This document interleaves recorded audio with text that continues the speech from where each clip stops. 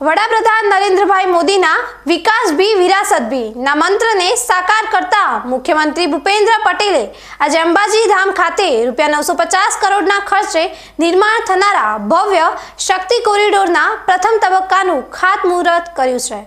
આગામી 25 વર્ષની જરૂરિયાતોને ધ્યાનમાં રાખીને તૈયાર કરાયેલો આ પ્રોજેક્ટ અંબાજીને વિશ્વ કક્ષાના યાત્રાધામ તરીકે નવી ઓળખ આપશે।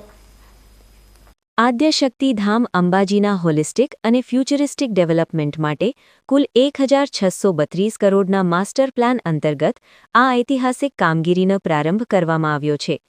મુખ્યમંત્રી ભૂપેન્દ્ર પટેલે આ પ્રસંગે જણાવ્યું હતું કે કાશી વિશ્વનાથ અને મહાકાલ લોકની જેમ જ અંબાજીમાં મુખ્ય મંદિર, ગબ્બર અને માનસરોવરને જોડતા આ કોરિડોરથી શ્રદ્ધાળુઓને દિવ્ય અનુભૂતિ થશે।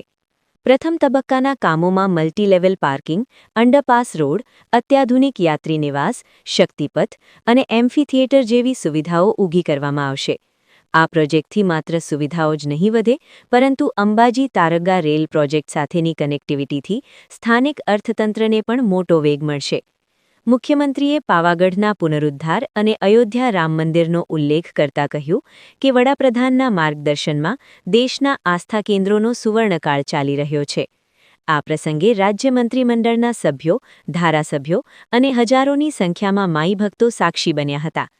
કોરિડોરના નિર્માણ બાદ યાત્રિકો માટે લાઇટ એન્ડ સાઉન્ડ શો અને સાંસ્કૃતિક વિલેજ જેવા આકર્ષણો પ્રવાસન ક્ષેત્રે નવા આયામો સર કરશે।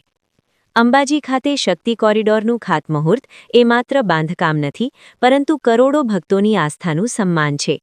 આ ભવ્ય આયોજનથી આવનારી પેઢીઓ માટે અંબાજી માત્ર ધાર્મિક જ નહીં, પરંતુ સાંસ્કૃતિક અને પ્રવાસનનું પણ સૌથી મોટું કેન્દ્ર બની રહેશે, જે ગુજરાતના ગૌરવમાં અભિવૃદ્ધિ કરશે।